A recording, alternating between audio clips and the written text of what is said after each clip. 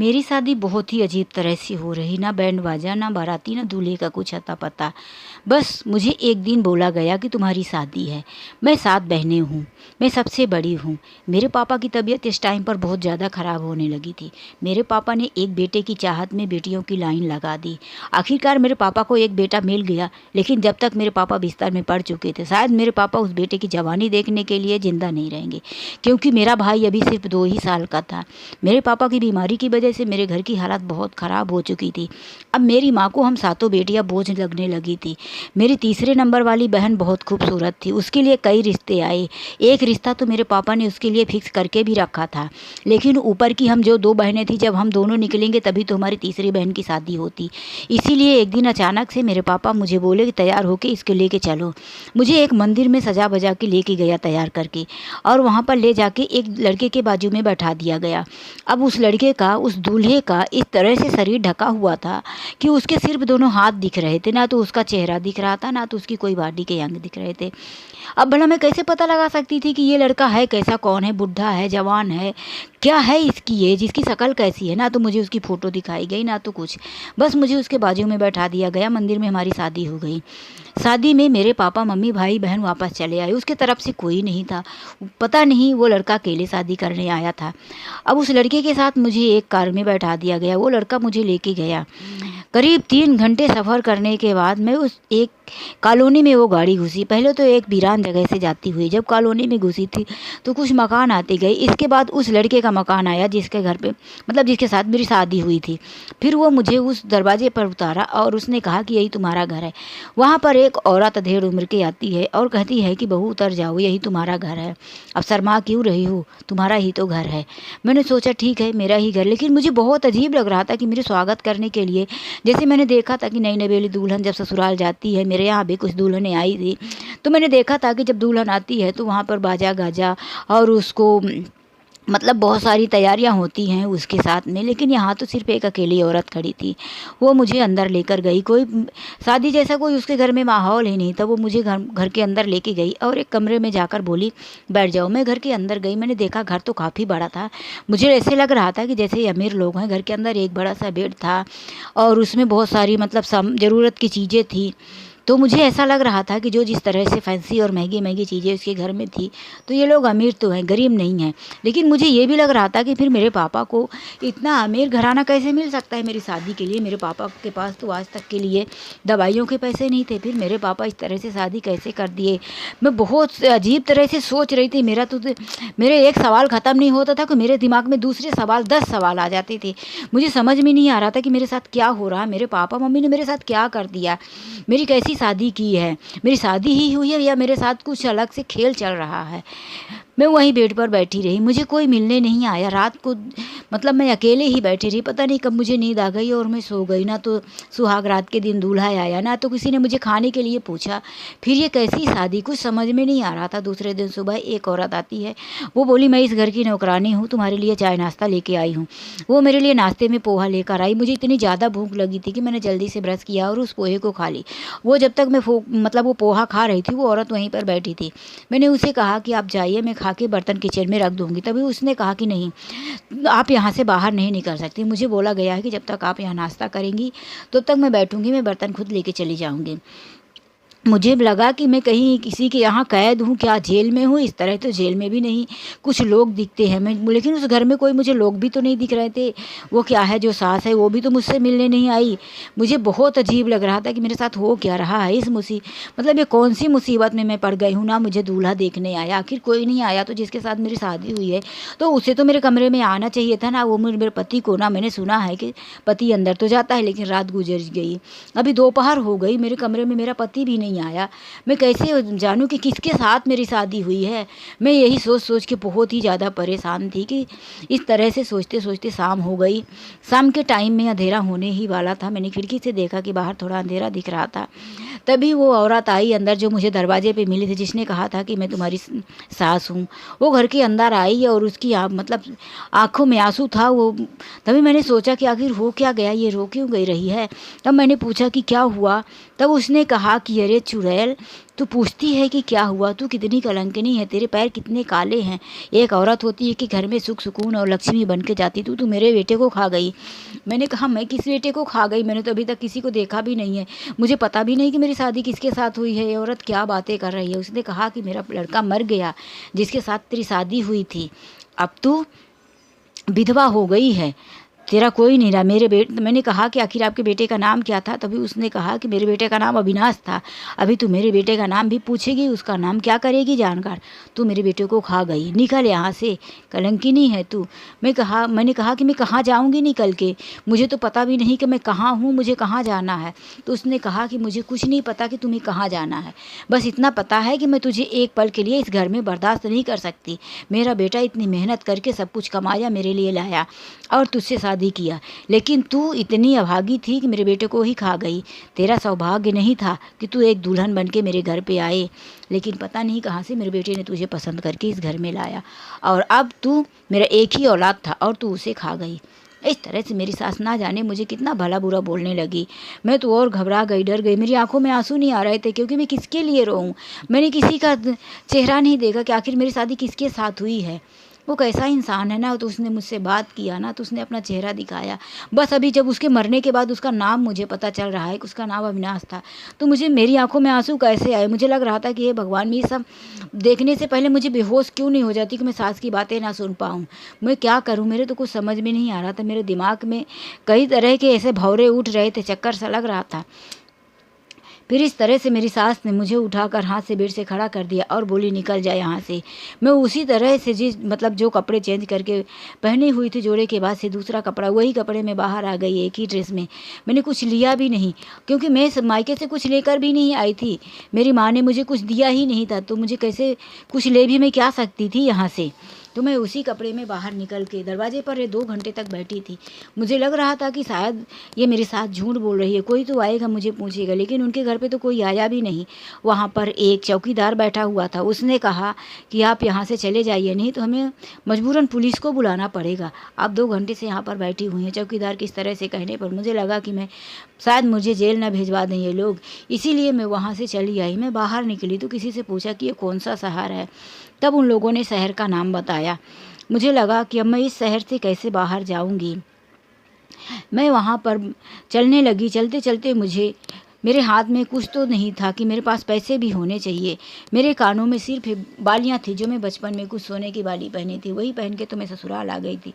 मैंने अपने बचपन की बाली को जो कान में पहनी थी उसको निकाला और मैं उसे एक दुकान में बेचने के लिए गई, और मैंने कहा कि भैया मेरी मदद कीजिए, मैं बहुत ज़्यादा मजबूर औरत हूँ, मुझे कुछ पैसे चाहिए, मुझे अपने घर जाना है, मैं खो गई हूँ। तब उसने कहा कि तुम ऐसा करो कि अपना ये रखे रहो, मैं ये सब नहीं करता, मैं तुम्हारी मदद के लिए मैं कुछ पैसे दे देता हूँ। उस दुकानदार ने मेरी मदद कर दी, फ्री में किया, उसका भगवान भला करे। मैं वहाँ से थोड़े पैसे लेकर एक रिक्शे में मैं एक बस में बैठी और बस से मैं अपने शहर की तरफ चल दी। फिर भी मुझे अभी अपने शहर के लिए जाना था। वहाँ पर मुझे एक ऑटो दिखा। मैंने ऑटो वाले से कहा कि भैया मुझे मेरे यहाँ से कितना दूर पड़ेगा, तभी उसने कहा कि ज़्यादा नहीं है इतना दूरी, क्योंकि हम लोग कभी घर से निकले ही नहीं थे। हम 7 भाई बहन थे। मेरे पापा के पास इतने पैसे तो नहीं हुआ करते थे कि हम सातों भाई बहन को मेरे पापा कभी घुमाने लेके जाए। मेरे पापा कभी घुमाने नहीं लेके गए, और पढ़ाई भी हमने ज़्यादा नहीं किया था। 10वीं तक पढ़ाई करने के बाद मेरे पापा ने घर पे बैठा दिया था। अभी क्या, कभी हॉस्पिटल जाते थे, सरकारी हॉस्पिटल में माँ लेके जाती थी, कोई बीमार होता था, या कि मेरे छोटे भाई बहन कभी बीमार होते थे तो माँ के साथ हम लोग चले जाया करते थे, या कि पापा की दवाइयाँ लेने, या कि मार्केट में कभी सब्जी वगैरह लेने। इसके अलावा हम लोगों ने कभी बाहर निकला ही नहीं, तो मुझे नहीं पता था। फिर उस ऑटो ने हमें घर तक छोड़ा। मैंने उस ऑटो वाले को कहा भैया मेरे पास तो अभी पैसे नहीं हैं, आप मुझे मेरे घर तक ले चलो। जैसे वो आप मेरे घर में ले जाओगे, मैं वहाँ अपने पापा से पैसे मांग कर आपका पैसे दे दूँगा। ऑटो वाला भला इंसान था, मेरी बात मान गया। मैं जैसे ही अपने घर के पास आई, अपने घर का दरवाज़ा खटखटाने लगी। मेरे घर से किसी की तरह से आवाज़ नहीं आ रही थी। मैंने सोचा कि मेरे घर में अभी इतने लोग हैं, कभी तो एक साथ कहीं बाहर घूमने जा नहीं सकती, ये लोग गए कहाँ, आखिर क्या हुआ। तब एक पड़ोस वाली चाची ने आकर कहा कि तुम दरवाज़ा क्यों ठोक रही हो, तुम्हारे मम्मी पापा भी यहाँ नहीं है, वो तो कल सुबह का ही यहाँ से चले गए। तभी मैंने कहा कि अभी मैं 2 दिन पहले तो यहाँ थे तो अभी कहाँ चले गए? तब उसने कहा कि तुम्हारी तो शादी हो गई, तुम तो ससुराल में थी ना, फिर तुम कैसे आ गई? तब उसने मुझे कहा कि आओ मेरे घर पे। मैं उसके घर पे गई। मैंने कहा चाची मुझे थोड़ा पानी पिलाओ, मैं सब कुछ बताती हूँ। तब उस औरत ने मुझे पानी पिलाया। मैंने उसे सारी कहानी बताई जो मेरे साथ हुआ। तब उस औरत ने कहा कि तुम्हारे पापा ने तुम्हें बेच दिया है। मैंने कहा कि मेरे पापा ने मुझे बेच दिया? मेरे साथ ऐसा क्यों किया? मेरे पापा मुझे कैसे बेच सकते हैं? तब उसने कहा कि हाँ हाँ, गाँव में यही खबर फैली हुई है कि तुम्हारे पापा ने तुम्हें बेच दिया है और जो पैसे मिले वो लेकर यहाँ से चले गए। मुझे अपने पापा के इस तरह से हरकतों में मतलब सुन के मुझे बहुत ज़्यादा गुस्सा आ रही थी कि आखिर मेरे पापा ने मुझे कैसे बेच दिया? क्या मैं कोई सामान हूँ जो उन्होंने मुझे बेच दिया? अच्छा, यही हालत थी। और मुझे बेचा तो मुझे, अब मैं, मेरे पास शब्द ही नहीं है कि मैं क्या बोलूँ कि मेरे पिता ने मुझे बेच दिया। बस मुझे बहुत गुस्सा आ रही थी कि एक बार वो मुझे मिल जाएं तो मैं उन्हें सबक सिखा देती हूँ। फिर इस तरह से मैं बहुत परेशान थी। मैं उस चाची के घर में भी कितने दिन रह सकती थी? उसके घर में 3 जवान जवान बेटे थे। उसका बड़ा बेटा तो पहले से ही छत पे कभी खड़ा होता तो हमारे घर की तरफ ही नज़र डालता, क्योंकि हम 7 बहनें थी। तो कभी उसको जो ही मेरी बहन दिख जाती थी, चाहे मैं दिख जाऊँ चाहे कोई बहन दिख जाए, वो सबको घूरता ही रहता था। तो वैसे भी पहले से ही उसके बेटे के ऊपर हम लोग डरा करते थे। उसके घर में कभी आना जाना मेरा था नहीं। तो मैंने कहा चाची हम लोग यहाँ पर, मतलब मैं यहाँ ज़्यादा टाइम तक नहीं रहूँगी, मैं जा रही हूँ, मेरी यहाँ पे एक रिश्तेदार की है तो उसके यहाँ मैं चली जाऊँगी। तब उसने कहा कि तुम्हारा कौन रिश्तेदार है यहाँ पे? मैंने उसे कहा मेरी मौसी है यहाँ पर। उसने कहा कि मैं तुम्हारी मम्मी को अच्छी तरह से जानती हूँ। कौन है तुम्हारी मौसी? फिर मैंने कहा कि वो भी बाहर रहती थी, आप उसे नहीं जानते हैं, वो आई है अपने घर। मैंने किसी तरह से उसे झूठ बोल के पीछा छुड़ाया और मैं चली आई। मैं पूरा दिन चलते रही, चलते चलते मुझे पता नहीं था कि मैं कहाँ तक पहुँच जाऊँगी। फिर वहाँ पर मैं एक कॉलोनी में पहुँची। वो कॉलोनी में एक बड़ा सा गेट था। गेट के अंदर मैं गई, वहाँ पर मुझे एक गार्डन दिखा। गार्डन में वहाँ पर एक जो होम गार्ड बैठता है, मतलब उसके गार्डन में, तो मैं उससे बात करके अंदर चली गई। वो मुझे जाने दिया, क्योंकि उसको बताना पड़ता है कि मुझे अंदर जाना है, बच्चे हैं क्या है। लेकिन वहाँ पर मैं गई और रात हो चुकी थी। मैं वहाँ पर बैठी थी, वो गार्ड मुझे ढूंढने नहीं आया। वहाँ पर कुछ ऐसे बुजुर्ग और बूढ़े लोग भी, कुछ थोड़े ऐसे औरतें भी बैठी थी। मैंने सोचा कि अब मैं यहीं रात गुजार दूँगी। मैं उस टेबल के नीचे वहाँ पर रात गुजारी। मुझे वहाँ पर थोड़ा सुकून लगा, क्योंकि उस जो गेट था, गेट के अंदर ऐसे कोई फालतू लोग नहीं आ सकते थे। वहाँ पर सफाई सोसाइटी के लोग थे। और उस गार्ड ने भी मुझे नोटिस नहीं किया कि मैं गार्डन के अंदर ही छुप के एक टेबल के नीचे सोई पड़ी हूँ। मैं अपने आप को उसी दिन में तो मैं इधर उधर मांगने चली जाती, दिन में काम ढूंढने चली जाती, लेकिन मुझे काम नहीं मिला। एक घर में मैं जाके दरवाज़ा खटखटाई। तब उसने मुझे कहा कि मेरे यहाँ काम तो नहीं है, लेकिन मैं तुम्हें कुछ कपड़े और कुछ खाने की चीज़ें दे सकती हूँ।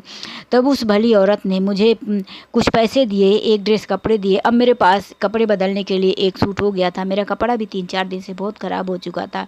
तभी मैंने उस कपड़े को बदला और मैं उसी तरह से रात को उस गार्डन में जाती और छुप कर सो जाती, क्योंकि वहाँ पर किसी को रात में रहना मंजूर नहीं था, अलाउड नहीं था।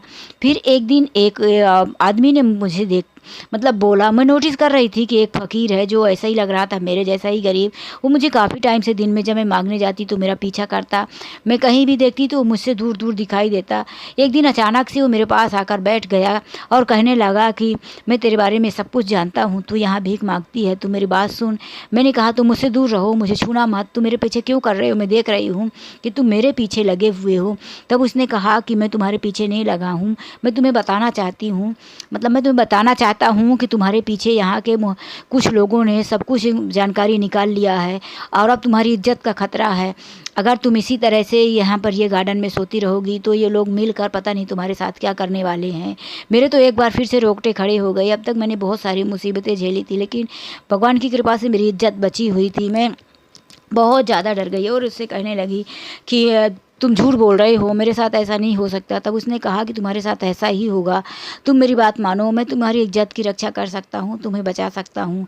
तब मैंने कहा तुम क्या, मत कैसे बात मानो, तुम क्या करना चाहते हो? तब उसने कहा कि मैं तुम्हारे साथ शादी करना चाहती हूँ, मुझे तुम देखने में अच्छी लगती हो और किसी बड़े घर की लगती हो, मुझे ऐसा नहीं लग रहा ख़ानदानी लड़की लग रही हो तो, और मैं भी फ़कीर हूँ, मैं तुमसे शादी करना चाहता हूँ, तुम चलो मेरे साथ। वो इंसान मुझे अपने साथ लेके गया। उसका एक गरीब सा छोटा सा झोपड़ा था, उस घर में लेके गया। वो मुझे वहीं पर एक मंदिर में शादी करने का बोला और उसने मुझसे शादी किया और उस घर में ले जाकर छोड़ दिया। मैं उस घर में थी, लेकिन वो मुझे 2 दिन तक लेने नहीं आया मेरे घर, मतलब जिस घर में उसने मुझे छोड़ा था वो आया ही नहीं। उसका भी मैं इंतज़ार करते करते थक गई, लेकिन वो आया ही ना। मैं बहुत परेशान हो गई कि आखिर ये कैसा इंसान है जिसने मुझसे शादी किया। उसको तो, पहले वाले को तो मैंने देखा ही नहीं था, इसको तो मैंने देखा था लेकिन ये मुझसे मिलने भी नहीं आया। मेरे नसीब में क्या लिखा है, अब क्या होगा। तभी एक दिन एक औरत आती है, तीसरा दिन हो रहा था, तो उसने आकर बोला कि तुम मेरे साथ बाहर आओ। मैं बोली मैं नहीं आऊँगी, अब पता नहीं ये औरत मेरे साथ क्या करने वाली है, क्योंकि अब तक जिस जिस इंसान से मेरा पाला पड़ा सब लोग मुझे धोखा ही देते आए, मुझे उस औरत से भी डर लगने लगा था। तो उसने कहा तुम मेरे साथ चलो, मैं तुम्हें सारी हकीकत बताता हूँ, जिसके साथ तुम्हारी शादी हुई है मैं उस इंसान को जानता हूँ। तो मैं बोली मुझे नहीं आना, रहने दो, मैं किसी के धोखे में नहीं आने वाली हूँ, अब मैं किसी पर भरोसा ही नहीं करूँगी। इस तरह से मैंने उसे ना बोल दिया। तो वो उसने कहने लगा अगर तुम मेरी बात नहीं मानोगी तो पूरी ज़िंदगी पछताओगे। उसने मुझे इस तरह से मतलब बातें करने लगी, तो मैं उसकी बातों में बहक गई, उसकी बात मान गई और डरते डरते उसके साथ चल दी। वो मुझे एक बहुत बड़े से घर में लेके गई और वहाँ लेके गई जहाँ पर उस इंसान से वो लड़का मतलब बैठा था, वो अधेड़ उम्र का इंसान जिसने मेरे साथ शादी किया था। मैंने उससे कहा कि तुम मुझसे शादी करके उस घर में छोड़कर चले आए और तुम मुझसे मिलने क्यों नहीं आए। उसने कहा तुम मेरी बात तो सुनो। मैंने कहा कि मैं तुम्हारी कोई बात नहीं सुनूंगी और तुम मेरे पास आना भी मत अब, क्योंकि तुम यहाँ क्यों 2 दिन से नहीं आए, सच बताओ तुम मेरे साथ ऐसा क्यों कर रहे हो। उसने कहा कि मैं तुम्हारा पति नहीं हूँ, तुम ये कहना छोड़ो कि मैं तुम्हारा आदमी हूँ, मैं तुम्हारा पति हूँ, किसी को मत कहो तुम्हारा पति मैं नहीं। वहाँ पर एक दूसरा आदमी बैठा था, उसने कहा कि तुम्हारा पति ये है। मैंने कहा कि तुम झूठ क्यों बोल रहे हो, मैंने तुम्हारी शक्ल देखी है, तुमसे ही तो मैंने शादी किया। तब उसने कहा कि मैं इतनी तुमसे शादी ऐसे ही नाम मात्र के लिए किया था, तुम्हारा पहला पति ये है अविनाश। मैंने नाम तो सुना था कि मेरे पति का अविनाश नाम है, लेकिन मैंने उससे कहा कि वो तो मर गया है ना, अब तुम ये झूठ क्यों बोल रहे हो। तब उसने कहा कि नहीं ये नहीं मरा। फिर अविनाश ने कहा कि तुम मेरी बात सुनो, तुम्हारे साथ जो कुछ हुआ है वो मैंने ही करवाया है सब कुछ, मैं मरा नहीं हूँ।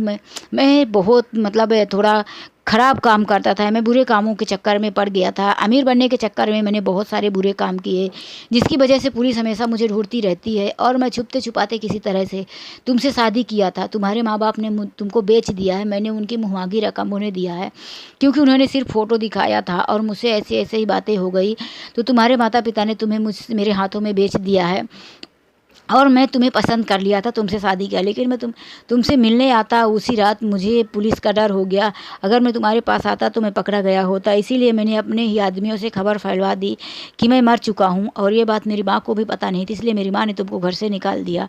उसके बाद से मैं तुमको ढूंढ रहा हूँ, मुझे जैसे ही पता चला कि तुम अपने घर आई हो मेरी माँ ने निकाल दिया, वहीं से मैंने इसको लगा दिया था और तुम 2 दिन यहाँ पर थी, बस तुम्हारे साथ बात करने का मौका नहीं मिल रहा था। इसलिए ये मेरा बहुत ही भरोसे वाला आदमी जिसे मैंने भेजा था, तुम इस पर यकीन नहीं करती, इसके साथ नहीं आती, इसीलिए ये शादी का नाटक किया और तुमको मेरे पास तक लेके आया।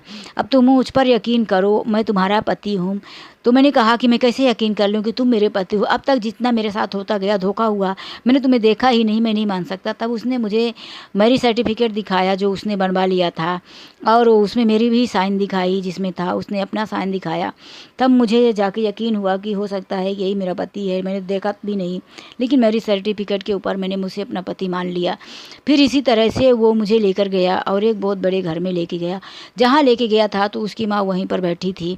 उसकी माँ मुझे देखते ही माफ़ी मांगने लगी, कहने लगी बहू मैं अपने बेटे के मोह माया में आकर तुम्हें इस तरह से एक उल्टा कुलच्छनी कहकर घर से निकाल दिया, मुझे ऐसा नहीं करना चाहिए था, मुझसे गलती हो गई।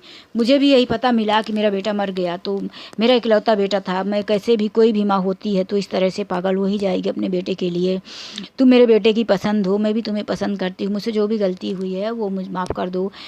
इसी तरह से मेरी सास मेरे सामने बहुत ज़्यादा गिड़गिड़ाने लगी, माफ़ी मांगने लगी। मैंने कहा कि कोई बात नहीं, मेरी नसीब में जो लिखा था इतना भटकना तो हुआ। मेरा पति बोला कि मैं तुमसे बहुत ज़्यादा प्यार करता हूँ, तुम्हारी फ़ोटो देखकर ही मैं तुम्हें पसंद कर लिया था, तुम चाहो तो अब तुम्हारे माँ बाप के पास मैं मिलने लेके चल रहा हूँ। अब हम लोग वहाँ नहीं रहेंगे जहाँ तुम्हें शादी करके लेके गए थे, हम लोग दूसरे शहर में अलग से रहेंगे और काम करेंगे, क्योंकि वहाँ हमने बहुत ऐसे ऐसे लफड़े किए हैं पैसे कमाने के लिए कि मैं वहाँ पर रहूँगा तो मैं पकड़ा जाऊँगा। मैंने कहा आप कहीं भी रहो मेरे साथ में लेके रहो। इस तरह से मैं अपने पति के साथ सुकून से रहने लगी। मेरे पति मुझे कई बार बोले कि चलो तुम्हारे माँ बाप से तुमको मिलवा कर लाता हूँ। मैंने कहा मैं उनका चेहरा भी नहीं देखना चाहती, जिन लोगों ने मुझे बेच दिया है उन लोगों से मेरा कोई लेना देना नहीं है। मेरे पापा मुझे ऐसे कैसे कर सकते हैं, क्या मैं इतना ज़्यादा भारी थी, इतना ज़्यादा मतलब उनके लिए आप शगुन थी जो उन्होंने मुझे बेच दिया, और भी तो बाकी की 6 बहनें बची हैं, क्या वो उन सबको बेच देंगे। मेरे पापा ने मेरे साथ बहुत बड़ा अन्याय किया है। उनकी बीमारी को लेकर हम लोग रातों दिन रोया करते थे और वो मुझे एक सामान की की तरह बेच दिए, बिना मेरी मर्जी जाने, बिना मुझसे पूछे। मैंने कितना तकलीफ़ उठाया है, भगवान की कृपा से मेरी इज्जत बची रह गई, नहीं तो मैं कहीं का नहीं रहती। इस तरह से कहकर मैं रोने लगी। मेरे पति बोलने लगे, ठीक है, जब तुम्हारे अंदर की गुस्सा शांत हो जाएगी तब मैं तुमको लेके जाऊँगा। तुम अपने माता पिता को माफ़ कर दो, ये एक होनी है जो हो गई। मैंने अपनी तक अपने माता पिता को माफ़ नहीं किया है। दोस्तों, मुझे क्या करना चाहिए और आप भी बताइए, किसमें सबसे ज़्यादा गलती मेरी है या मेरे पति की, मेरे सास की, मेरे माता पिता की? किसकी गलती है इस कहानी में? मेरे इस कहानी में किसने सबसे ज़्यादा गलत किया है? मैंने अभी तक माफ़ नहीं किया। आप बताइए मुझे क्या करना चाहिए? मुझे अपने माता पिता को माफ़ कर देना चाहिए कि नहीं? तो यहाँ से मैं ये स्टोरी बंद कर रही हूँ। वीडियो अच्छी लगी हो तो लाइक करें, और यदि मेरे इस चैनल में नए हैं तो प्लीज़ मेरे चैनल को सब्सक्राइब करें। इस तरह से एक नई स्टोरी के साथ मिलते हैं। राधे राधे, जय श्री कृष्णा।